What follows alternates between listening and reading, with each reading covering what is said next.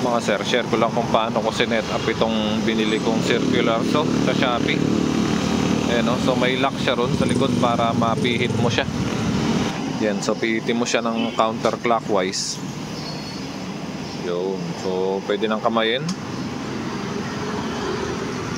Tapos hiklatin mo lang yung pinaka lock nya. Ayan o, sumama pa yung isa. Balik natin. Then pwede mo na ilagay yung blade. Ay, teka muna pala, meron pala siyang blade guard ano. Teka, alisin natin yung blade guard. Ayun, nakatali pa siya eh. Yun. So pwede mo na ilagay yung blade. So yung paglagay niya pa counterclockwise yung ikot niya mga sir ano. Tapos pwede mo na ilagay yung kanyang lock. Yun.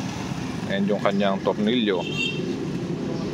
So wala lang kasi kung taga video, pero kailangan nakapress yung lock niya sa likod ano, para mapihit niya siya ng clockwise. Tapos dito nyo naman kukontrolin yung pinaka kapal ng kain ng blade ano. Pwede nyo itaas baba yan, depende sa kapal ng puputulin yung kahoy.